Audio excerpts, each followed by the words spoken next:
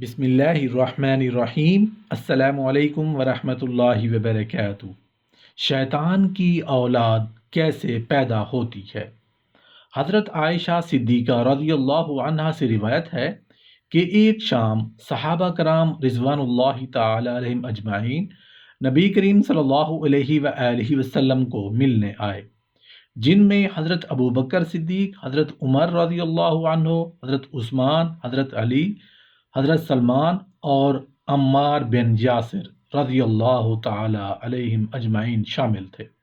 نبی کریم صلی اللہ علیہ وآلہ وسلم باہر تشریف لائے۔ دری حالت بخار کی وجہ سے آپ کی پیشانی مبارک پر پسینے کے قطرات موتیوں کی طرح چمک رہے تھے۔ آپ صلی اللہ علیہ وآلہ وسلم نے پیشانی مبارک پر ہاتھ پھیر کر فرمایا، اللہ کی لعنت ہو ملعون پر۔ 3 مرتبہ یہ جملہ دہرا کر اپنا سر مبارک جھکا لیا۔ حضرت علی کرم اللہ وجہہ نے عرض کیا، میرے ماں باپ آپ پر قربان ہوں، اس وقت آپ نے کس پر لعنت فرمائی ہے؟ آپ صلی اللہ علیہ وآلہ وسلم نے فرمایا، دشمن خدا ابلیس خبیث پر، جس نے اپنی دبر میں داخل کر کے 7 انڈے دیے اور ان سے 7 بچے پیدا ہوئے جو اولاد آدم کو گمراہ کرنے پر مسلط ہوئے۔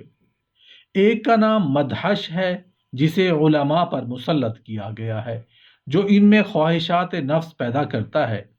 دوسرا حدیث ہے جو نمازیوں پر معمور ہے، اس کو نماز سے غافل کر کے لہو و لب میں مشغول کرتا ہے، ان پر جمائی اور اونگ طاری کرتا ہے حتیٰ کہ وہ سو جاتا ہے، اور جب اسے کہا جاتا ہے کہ اب تم سو گئے تھے تو وہ کہتا ہے نہیں، میں تو نہیں سویا، اور بلا وضو نماز پڑھ لیتا ہے۔ اس ذات کی قسم جس کے ہاتھ میں میری جان ہے، تم میں بعض کو ان کی نماز کا آدھا ثواب بھی نہیں ملتا، نہ چوتھائی نہ دہائی ثواب بھی ملتا ہے، بلکہ ان پر گناہ ثواب سے زیادہ ہوتا ہے۔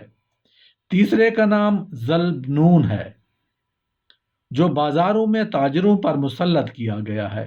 یہ انہیں کم ناپ تول پر، تجارت میں جھوٹ بولنے پر، سودے کو مزین کرنے اور جھوٹی تعریف کرنے پر حرص پیدا کرتا ہے تاکہ تاجر اپنا مال فروخت کر سکیں۔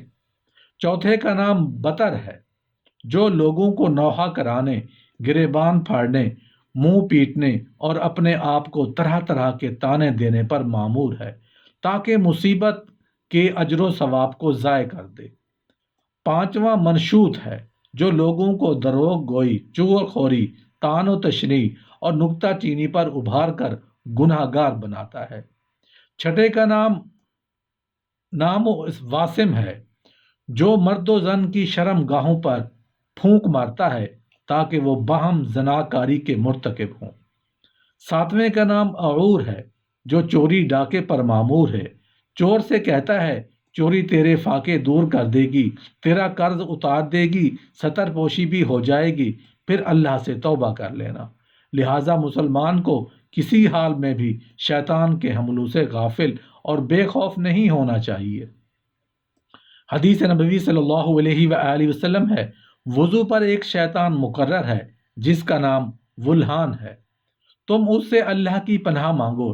ایک اور حدیث میں آپ صلی اللہ علیہ وآلہ وسلم ارشاد فرماتے ہیں، صفوں میں اچھی طرح باہم مل کر کھڑے ہوا کرو، مبادا کے شیطان بکری کے بچے کی طرح تمہارے درمیان رخنا نہ ڈالے۔ ابو عبیدہ رقم تراز ہیں، جدف حجاز کی چھوٹی چھوٹی بکریوں کو کہتے ہیں، اور ان کو نقد بھی کہا جاتا ہے، اور ان کی دمیں اور کان نہیں ہوتے۔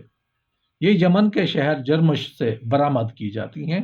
حضرت عثمان بن عاص رضی اللہ عنہ سے روایت ہے، انہوں نے کہا، یا رسول اللہ صلی اللہ علیہ وآلہ وسلم، شیطان میرے اور میری نماز اور قرات میں خلل ڈالتا ہے۔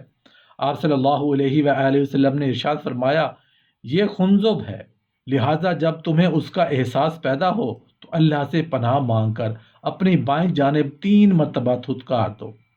صحابی فرماتے ہیں کہ پھر میں نے ایسا ہی کیا، نتیجتاً اسے اللہ تعالیٰ نے مجھ سے دور ہٹا دیا۔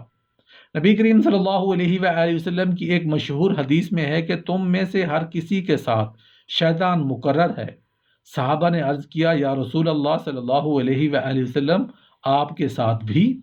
آپ صلی اللہ علیہ وآلہ وسلم نے فرمایا ہاں میرے ساتھ بھی ہے، لیکن اللہ تعالیٰ نے مجھے اس پر غالب فرما دیا ہے اور وہ میرا مطیع ہو گیا ہے۔ ایک اور حدیث میں آپ صلی اللہ علیہ وآلہ وسلم یوں ارشاد فرماتے ہیں کہ تم میں سے ہر کسی کے ساتھ ایک جن مقرر ہے۔ کہا گیا یا رسول اللہ صلی اللہ علیہ وآلہ وسلم آپ کے ساتھ بھی؟ فرمایا ہاں، لیکن اللہ نے اس کے مقابلے میں میری اعانت فرما دی ہے اور وہ میرا مطیع ہو گیا، لہٰذا وہ مجھے صرف خیر کا ہی حکم کرتا ہے۔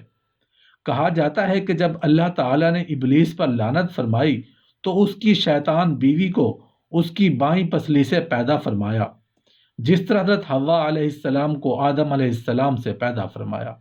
پھر اس عورت نے شیطان سے جمع کیا تو اس نے 31 انڈے دیے، انہیں 31 انڈوں سے اس کی ساری نسل کی افزائش ہوئی اور وہ اس کثرت سے پھیلی کہ بحر و بر میں چھا گئی، یہاں تک کہ کہا گیا ہے کہ ہر انڈے سے 10,000 شیطان نر اور مادہ پیدا ہوئے، جنہوں نے تمام پہاڑوں، جزیروں، ویرانوں، جنگلوں، دریاؤں، ریگستانوں، بیابانوں، چشموں، چوراہوں، حماموں، پاخانوں، لیٹرینوں، جنگ و جدل کے میدانوں، کرنا پھونکنوں کے میدانوں، قبرستانوں، گھروں، کوٹھیوں، دیہاتیوں کے خیموں، غرض یہ کہ تمام جگہوں کو بھر دیا۔ ارشاد باری تعالیٰ ہے کیا تم شیطان اور اس کی اولاد کو میرے خلاف دوست بناتے ہو حالانکہ وہ تمہارے دشمن ہیں؟ ظالموں کے لیے کس قدر بدترین بدل ہے۔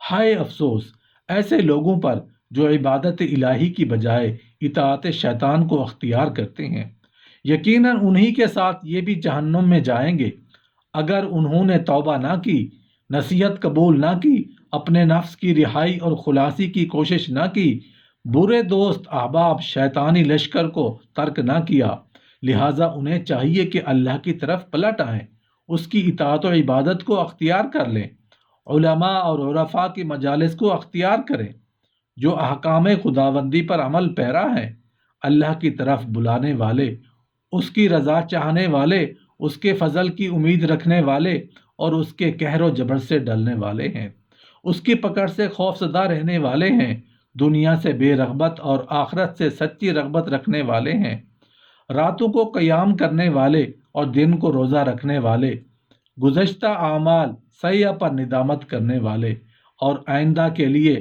اعمال صالحہ کا عزم مصمم کرنے والے ہیں، تمام گناہوں خطاؤں سے توبہ کرنے والے، خالق کائنات پر توکل کرنے والے، دن رات کی گھڑیوں میں عبادت کرنے والے ہیں۔ یہی لوگ توقوں، زنجیروں، مصیبتوں، جہنم کی ہولناکیوں سے محفوظ رہنے والے ہیں، اس لیے کہ انہوں نے شیطان کی زور و شور سے مخالفت کی اور رحمان کی خلوت و جلوت میں پورے شد و مد سے اطاعت کی، لہٰذا اللہ تعالیٰ نے انہیں ان کے اعمال صالحہ کے مطابق پورے انعام و اکراز سے نوازے گا۔